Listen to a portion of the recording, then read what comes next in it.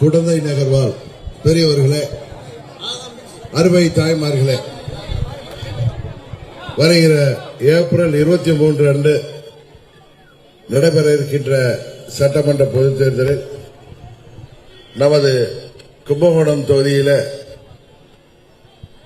அனைத்து இந்திய அண்ணா திராவிட முன்னேற்ற கழகத்தின் தலைமையிலான தேசிய ஜனநாயக கூட்டணியின் வெற்றி வேட்பாளர் ஐயா மூப்பனார் அவர்களின் தமிழ் மாநில காங்கிரசின் வேட்பாளர் அன்பு சகோதரர் அசோக்குமார் அவர்கள் இந்த முறை போட்டியிடுகின்றார்கள். அவரை வெற்றி சின்னமாகிய தாமரை சின்னத்திலே வாக்களித்து அவரை மாபெரும் வாக்கு வித்தியாசத்திலே வெற்றி பெற செய்ய வேண்டுமாய் பணிவன்போடு கேட்டுக் கொள்கின்றேன். இன்றைக்கு தமிழ் மாநில காங்கிரஸ் அனைத்து இந்திய அண்ணா திராவிட முன்னேற்ற கழகத்தின் ஆதரவோடும் பாரதிய ஜனதா கட்சியின் ஆதரவோடும் அம்மா மக்கள் முன்னேற்ற கழகத்தின் ஆதரவோடும் பாட்டாளி மக்கள் கட்சி மற்றும் தமிழக மக்கள் முன்னேற்ற கழகம், மருது சேனை,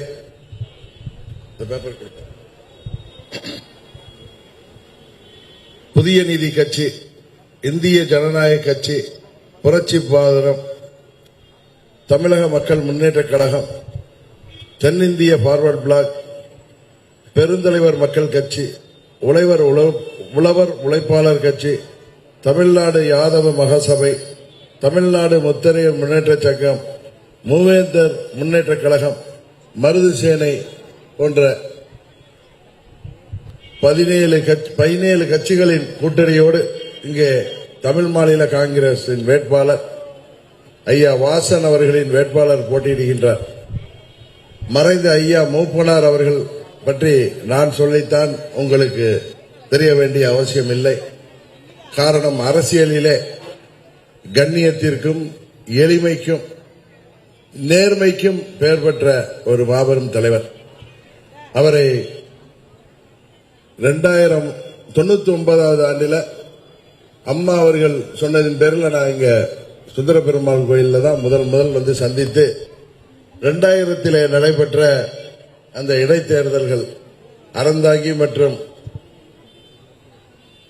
குறிஞ்சிப்பாடி என்று நினைக்கிறேன், அங்கு இடைத்தேர்தலிலே அவர் நம்மோடு கூட்டணிக்கு வர வேண்டும் என்று அவருக்கு அழைப்பு கொடுக்கின்ற விதமாக என்னை அனுப்பி வைத்தார்கள். அன்று சந்தித்ததிலிருந்து அவர் மறைகின்ற வரை அவர் என்னோடு மிகவும் அன்போடு ஒரு மகனை போல் என்னை நேசிக்கின்ற அளவுக்கு அவரோடு எனக்கு பழக்கம் ஏற்பட்டது. உண்மையிலேயே அம்மா அவர்கள் எனக்கு வழங்கிய ஒரு பெரிய பரிசு என்றுதான் சொல்வேன். காரணம், அரசியலிலே எத்தனையோ பேர் பதவிக்காக மாத்திரம் அலைந்து கொண்டிருக்கின்ற பொழுது பதவிகளை எல்லாம் பெரிதாக எண்ணாமல் மற்றவர்களுக்கு உதவி செய்வதோடு தமிழ்நாட்டின் நலனை மனதிலே கொண்டு அவர் என்றைக்கும் செயல்படக்கூடியவர். 96 நமது அனைத்து இந்திய அண்ணா திராவிட முன்னேற்ற கழகத்துக்கு எதிராகத்தான் ஐயா அவர்கள் கட்சியை ஆரம்பித்தாலும் அப்பொழுது ஆட்சி அமைத்த திமுகவின் ஆட்சி சரியில்லை என்கிற காரணத்தினால் அவர் 2001 நம்மோடு கூட்டணிக்கு வந்தார். அந்த முறை அம்மா அவர்கள் முதல்வராக வேண்டும் என்பதற்காக அரும்பாடுபட்டவர் ஐயா மூப்பனார் அவர்கள். அப்பொழுது கூட்டணியில நம்மோடு இருந்த கட்சிகள் எல்லாம் கிட்டத்தட்ட 141 இடங்களில் மாத்திரம் அன்றைக்கு அம்மா அவர்கள் போட்டியிட்டோம் நமது அனைத்து இந்திய அண்ணா திராவிட முன்னேற்ற கழகம். அப்பொழுது காங்கிரஸ் கட்சியோடும் சரி, கூட்டணியிலே இருந்த கம்யூனிஸ்ட் கட்சிகளோடும் சரி நான் சென்று பேசும் பொழுது எனக்கு மிகவும் உதவிகரமாக இருந்தவர் ஐயா மூப்பனார் அவர்கள். அவருடைய அந்த பண்பு உண்மையிலேயே வியக்க வைக்கின்ற பண்பு, ஒவ்வொரு அரசியல்வாதியும் பின்பற்ற வேண்டிய பண்பு. அதனால்தான் இன்றைக்குமே ஐயா அவர்களும் அவரது திருமகன் எனது அருமை சகோதரர் GK வாசன் அவர்கள் மீதும் எனக்கு மென்றென்றைக்கும் தனிப்பட்ட மரியாதையும் மதிப்பு உண்டு. இன்றைக்கு நமது கும்பகோணம் தொகுதியில ஐயா மூப்பனார் அவர்கள் இருந்திருந்தால் எப்படி இருந்திருக்கும் என்ற நினைப்போடுதான் நான் இங்கே வந்து அவரது வேட்பாளர் அசோக்குமார் இன்றைக்கு இங்கே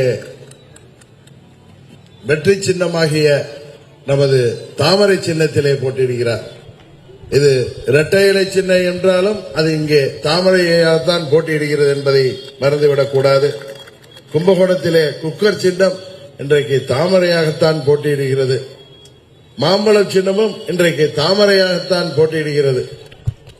சொல்ல போனால் ஒரு நல்ல கட்சியின் நல்ல வேட்பாளரை நமது தொகுதியின சட்டமன்ற உறுப்பினராக தேர்ந்தெடுப்பது கும்பகோணம் தொகுதி மக்களுக்கு மிகவும் நல்லது. காரணம், பல ஆண்டுகளாக 91 அன்பு சகோதரர் ராமநாதன் அவர்கள் வெற்றி பெற்றார். 96 சரி 2001 சிறிய வாக்கு வித்தியாசத்தில் தான் அவர் வெற்றி பெற முடியாமல் போனது. 2006 அப்படித்தான். தொடர்ந்து இங்கே திமுக வெற்றி பெறுகிறது. ஆனால் இந்த அடிப்படை வசதிகள் கூட இந்த கும்பகோணம் மாநகராட்சியும் சரி இந்த தொகுதியிலும் சரி சரிவர பராமரிக்கப்படவில்லை என்று பொதுமக்கள் சொல்கின்ற பொழுது உண்மையிலேயே வருத்தமாக இருக்கிறது. காரணம், சற்று அதிகமாக மழை பெய்தால் கூட சாக்கடை தண்ணியும் மழை நீரும் சேர்ந்து வீட்டுக்குள் வந்து விடுகிறது என்று பல முறை நான் இங்கு வரும்பொழுது இங்குள்ள மக்கள் மழை காலங்களில் வரும்போது கூட குறைபட்டுக் கொண்டார்கள். இங்கே உள்ள திமுகவினர் அரசியலை தொழிலாக பார்ப்பதால் இங்கே நகரின் மத்திய பகுதியில் அம்மா அவர்களின் முதல் ஆட்சி காலத்தில் அன்றைக்கு ராமநாதன் சட்டமன்ற உறுப்பினராக இருந்த பொழுது எந்த நகரிலும் இல்லாத சிறப்பாக கும்பகோணத்திலே நகரின் மத்தியிலே ஒரு சிறப்பான பேருந்து நிலையம் அமைக்கப்பட்டு கிட்டத்தட்ட 2500 பேருந்துகள் வந்து செல்கின்ற அளவிற்கு அந்த பேருந்து நிலையம் இருக்கின்ற பொழுது இன்றைக்கு 600-700 பேருந்துகள் தான் வந்து போகின்ற நிலையில் அந்த பேருந்து நிலையத்தை வெளியிலே மாற்றுவதற்கு இங்கு உள்ளவர்கள் திமுகவினர் முயற்சித்துக் கொண்டிருக்கிறார்கள். என்ன கொடுமை என்றால், தானம் தர்மத்திற்கும் சம்பந்தமில்லாத திமுகவினர் 10 ஏக்கர் நிலத்தை தானம் கொடுப்பதாக சொல்லி அந்த இடத்திலே பேருந்து நிலையம் வரட்டும் என்று அவர்கள் முனைப்பு காட்டுவதில் நீதிமன்றம் கூட எள்ளி நகையாட அந்த வழக்கில் அதுக்கு தடையாணை பிறப்பித்திருக்கிறது. 10 ஏக்கர் லேண்ட் இவங்க சும்மா கொடுப்பாங்களா? நினைச்சு பாருங்க. திமுக என்றாலே மக்களின் வரிப்பணத்தை சுரண்டுவதை தவிர அவர்களுக்கு வேற ஒன்றும் தெரியாது என்பதுதான் உண்மை. அவர்கள் கருணாநிதி காலத்திலிருந்து எல்லா துறைகளிலும் அறிவியல் ரீதியாக ஊழல் செய்வதிலே பெயர் பெற்றவர்கள் திமுகவினர். காற்றில் அலைக்கற்றை ஊழல் கூட உலகத்தையே புருவத்தை உயர்த்த வைத்தவர்கள் அவர்கள். இன்றைக்கு தமிழ்நாட்டில் 5 ஆண்டுகளில் மக்களின் வரிப்பணம் எத்தனை லட்சம் கோடி இன்றைக்கு சுரண்டப்பட்டிருக்கிறது என்பதை ஆட்சி மாற்றம் ஏற்பட்ட பிறகு அதை வெளிக்கொண்டு வருவோம். அண்ணன் EPS அவர்கள் தலைமையில் தேசிய ஜனநாயக கூட்டணி ஆட்சி அமைந்த பிறகு தமிழ்நாட்டில் நடந்த ஊழல்கள் அனைத்தும் வெளிவரும். அந்த ஊழல்களிலே ஈடுபட்டவர்கள் அனைவருமே அதற்கான பதில் சொல்ல வேண்டிய காலம் நெருங்கிக் கொண்டிருக்கின்றது. வாக்காளர்களை, குறிப்பாக ஏழை எளிய மக்களை 1000க்கும் 2000க்கும் விலைவேசிப்படலாம் என்று நினைக்கிறார்கள். ஆனால் இந்த முறை மக்கள் ஏமாற மாட்டார்கள்.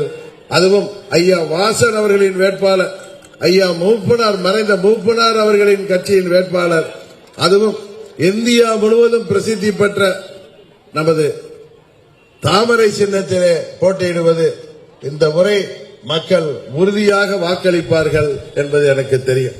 இன்னும் சொல்ல போனா கும்பகோணம் என்பது கோவில் நகரம். கும்பகோணத்திலிருந்து மாயவரம் செல்கின்ற வரை எல்லா ஊர்களிலும் கோயில்கள்.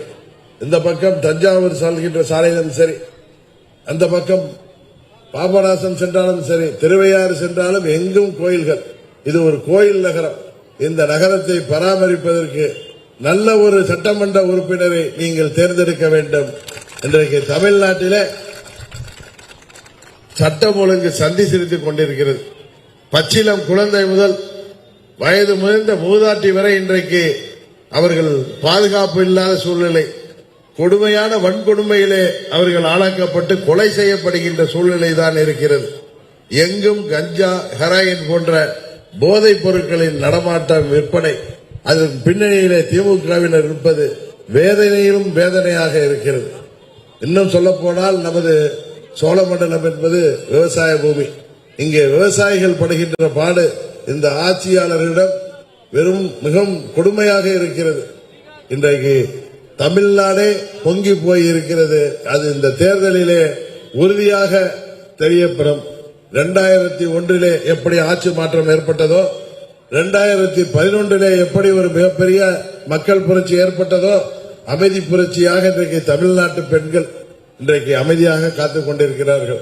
காரணம், தங்கள் வீட்டு பெண் பிள்ளைகளும் ஆண் பிள்ளைகளும் பள்ளிக்கு செல்லும் போது சென்றுவிட்டு பத்திரமாக வர வேண்டுமே, கல்லூரிக்கு செல்கின்ற மகனும் மகளும் பத்திரமாக வர வேண்டுமே, வேலைக்கு செய்கின்ற இளைஞர்களும் இளம்பெண்களும் பத்திரமாக திரும்ப வேண்டுமே என்று பிள்ளையை பெற்றவர்கள் வயிற்றிலே நெருப்பை கட்டிக்கொண்டு காத்திருக்கின்ற சூழ்நிலை. ஏதோ ஸ்டாலின் அவர்கள் சொல்கிறார் வீட்டுக்கு 1000 ரூபாய் கொடுக்கிறோம் என்று.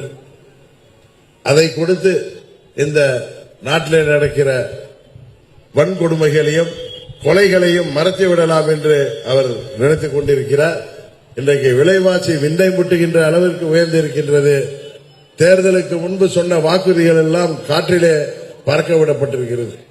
நமது கும்பகோணம் தலைநகராக கொண்ட மாவட்டத்தை 2001 தேர்தலுக்கு முன்பு இன்றைய முதல்வர் ஸ்டாலின் அவர்கள் ஆட்சிக்கு வந்து 100 நாள்ல கும்பகோணத்தை தலைநகராக கொண்ட மாவட்டம் அறிவிப்போம் என்றார். பின்பு கேட்டால் அதற்கு ஏற்ற மக்கள் தொகை இல்லை, அது இல்லை, இது இல்லை என்கிறார்கள். அவர்கள் தேர்தலில் வாக்குறுதி கொடுப்பதற்கு முன்பே ஒரு மாநகராட்சியாக ஒரு நகராட்சியை உயர்த்துவதற்கு என்னென்ன தேவைகள், அடிப்படை தேவைகள் இருக்கிறது என்பதை கூட பார்க்காமல் அறிவித்திருக்கிறார்கள் என்றால், எப்படியாவது உங்களை ஏமாற்றி ஓட்டுகளை பெற வேண்டும் என்பதுதான் அவர்களது எண்ணம். அதனால்தான் சொல்கிறேன், அனைத்து இந்திய அண்ணா திராவிட முன்னேற்ற கழக தலைமையிலான ஆட்சி அமைந்த பிறகு இந்த பகுதி மக்களின் நீண்ட நாள் கோரிக்கையாகிய தனி மாவட்டம் அமைக்கப்படும் என்ற கோரிக்கை உறுதியாக நிறைவேற்றுவதற்கு நாங்கள் அனைவரும் உங்களோடு சேர்ந்து அதற்கான முயற்சிகளை எடுப்போம். இன்னும் சொல்ல போனால், இங்கே அடிப்படை வசதிகள் சரியாக பராமரிக்கப்படவில்லை. அது சாக்கடை வசதியாக, பாதாள சாக்கடையாக இருந்தாலும் சரி, அதுபோல சாலை வசதிகள், சாலைகள் குண்டும் குழியுமாக இன்றைக்கு இங்கே மக்கள் அவதி விடுகிறார்கள். எல்லா பகுதிகளிலும் சரியான சாலைகள் அமைக்கப்படும், கழிவுநீர் வாய்க்கால்கள் சரியாக பராமரிக்கப்படும், குடிநீர் வசதி, கோடை வந்தாலே இங்கே குடிநீருக்கு மக்கள் அல்லாடப்படுவது எங்கள் கவனத்திற்கு வந்திருக்கிறது.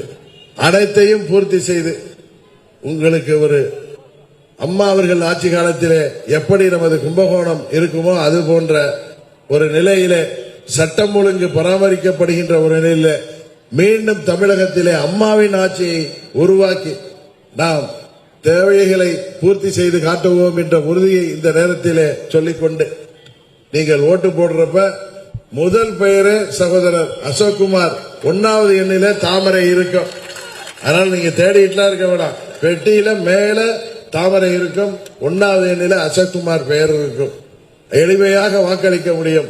நீங்கள் 1000த்திற்கும் 2000த்திற்கும் ஊழல் பணத்தை வைத்து உங்களை விலைக்கு வாங்கிவிடலாம் என்று மணல் கொள்ளையர்கள், கனிம வள கொள்ளையர்கள், மக்கள் வரிப்பணத்தை சுரண்டுபவர்கள், இன்றைக்கு அரசு ஊழியர்கள், ஆசிரியர்கள், மருத்துவர்கள், போக்குவரத்து தொழிலாளர்கள், மின்சாரத்துறை ஊழியர்கள், மாற்றுத்திறனாளிகள் என அனைவருக்கும் வாக்குறுதிகளை செய்யாமல் ஏமாற்றி வருபவர்கள் இன்றைக்கு மின்சார கட்டணத்தை 67% உயர்த்தி இருக்கிறார்கள் இந்த ஆட்சியில்.